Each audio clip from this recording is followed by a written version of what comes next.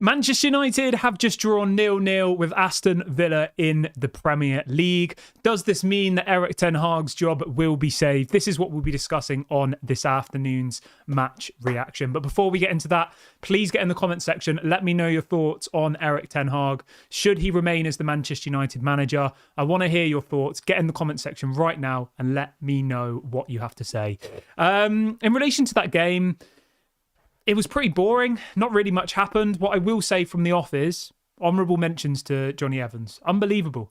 Johnny Evans is Manchester United's best centre-back at the moment. And I'm not even joking.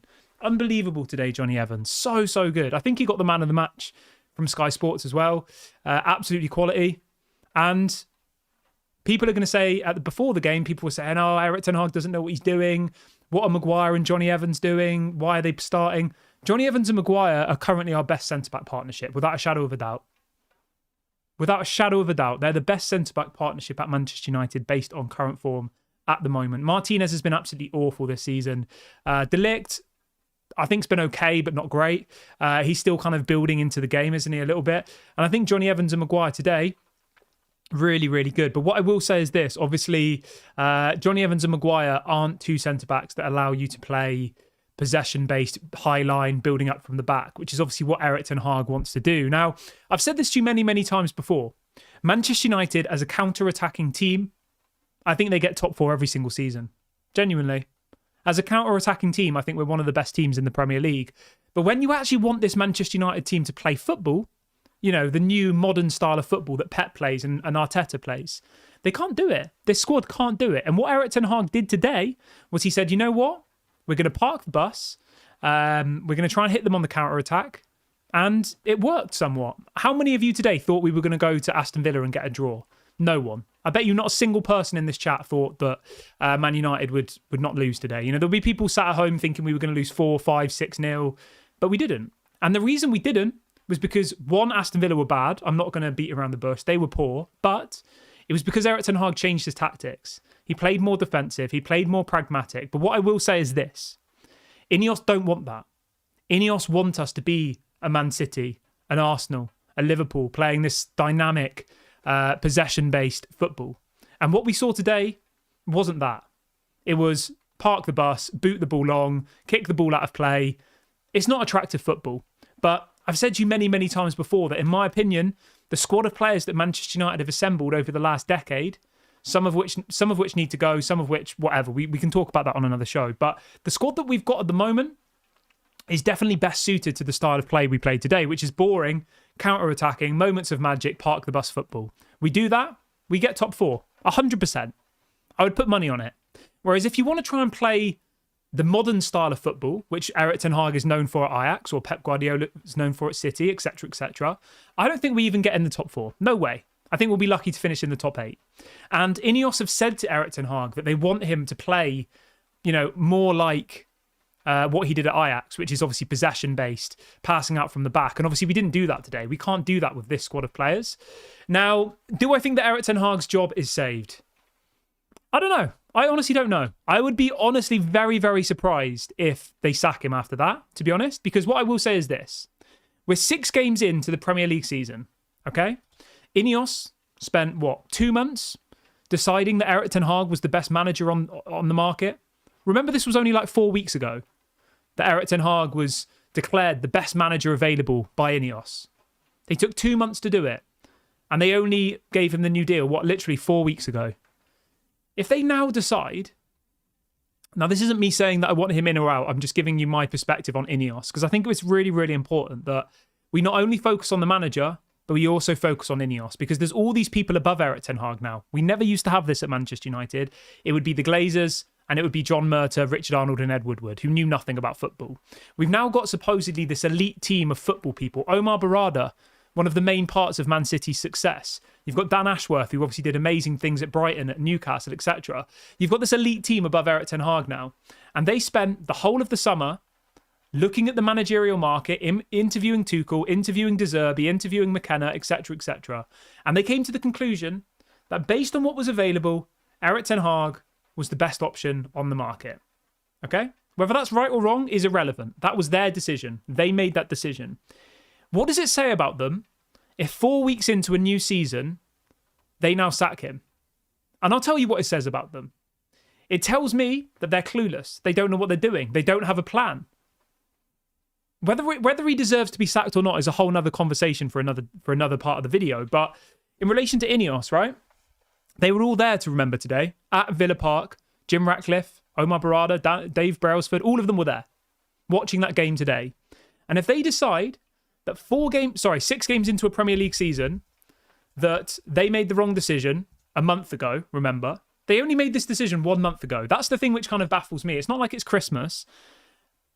Is it good enough? No, obviously it's not. We're sat 14th in the Premier League. But what I will say to you is this, and maybe this is why I'm not overreacting like some people are. I thought that top 8 was realistic this season, you know? If we wanted to try and play Erik ten Hag style football, where it's passing out from the back, where it's like, that's going to take time. It doesn't happen overnight. And I think if you play that style of football, which is what Ineos want us to do, I would think top 8 was realistic. Whereas I will stick with my point that if you play football like we did today, where you park the bus and you try and rely on moments of magic, it's boring. You maybe win games 1-0 here and there, kind of like what Ollie did when he was the manager. I think we get top 4 easily. And it all boils now down to whether you want to play park the bus football, which, let's remember, Thomas Tuchel plays that kind of football. Just for anybody who's unaware, Thomas Tuchel plays pragmatic, defensive style football. Do you want to do that? Or do you want to try and play this kind of modern style of football? But it might take years and years and years and years to get to... let's do a little poll, shall we? Let's do a poll. Erik ten Hag in or out? So let's do this. Erik ten Hag in. Erik ten Hag out.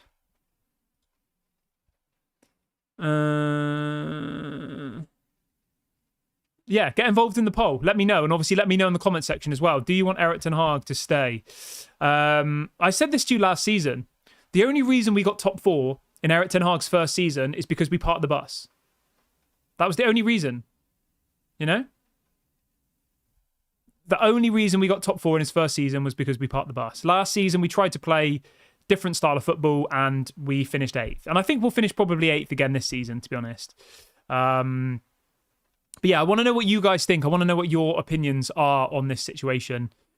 Do you think Erik ten Hag's job is saved? It'll be interesting to see what the reaction was from the kind of media and stuff. I would honestly be stunned if they sack him now. Obviously, being 13th in the Premier League is not acceptable. Yeah, it's not acceptable. But there's a little clip here of Marcus Rashford coming off the bench. Coming off the pitch, apparently, and he's saying he's gone mad talking about Erik ten Hag. I don't really care what Marcus Rashford has to say, to be honest. Marcus Rashford should have got a red card. He looked like he wanted a red card today. Let's have a little look at the stats then. So it was 50-50 on possession. We had 10 shots. They had 11 shots. We had 0.5 XG. They had 0.4 XG. There's not really too much to say. Like I don't think there was any real moments where Aston Villa looked like they were going to score. Obviously, Bruno Fernandes hit the crossbar on that free kick. It was just one of those games, wasn't it? Where if either a team had won, I think it would have been a little bit unfair on the other team. But if you'd have asked me before the video, would I take a point away from home at Villa? I would say yes, 100%. 100%. Obviously, we got a point against Porto in the week. How we got that point was obviously a bit disappointing considering we were 2-0 up. But, I mean, we haven't won a game in 5. I'm just having a look at our past games. So our past 5 performances was a draw against Porto, 3-0 loss to Tottenham, draw with FC Twente, a draw with Crystal Palace, and a draw with Aston Villa. So the last time we won a game of football was on the 17th of September. And the last time we won a Premier League game was on the 14th of September. So we haven't won a game of football for about a month now. But yeah, I don't know. It'll be interesting to see how it kind of goes now for Erik ten Hag.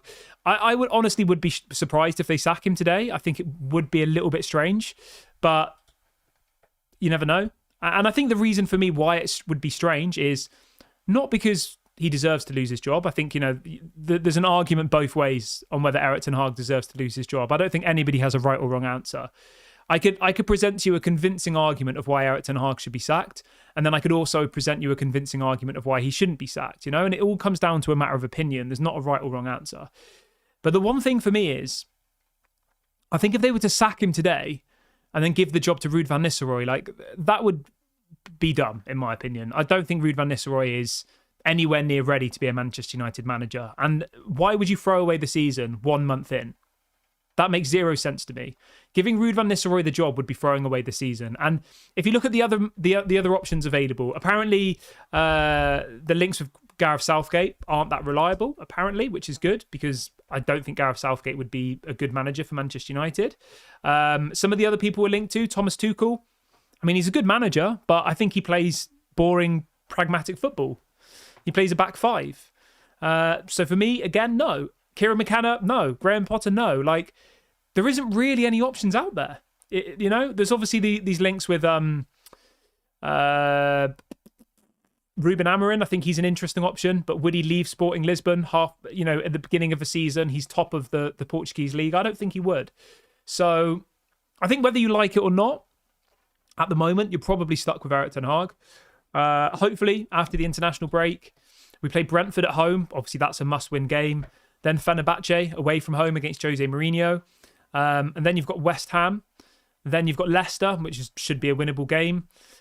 We play Leicester twice. We play them home and away in the League Cup and in the Premier League. Like, there are some winnable fixtures coming up after the next kind of couple of games. So it'll be interesting to see what happens. But I'm going to wrap the video up here, guys. Thank you very much for watching. Do get in the comment section and let me know your thoughts on the game today.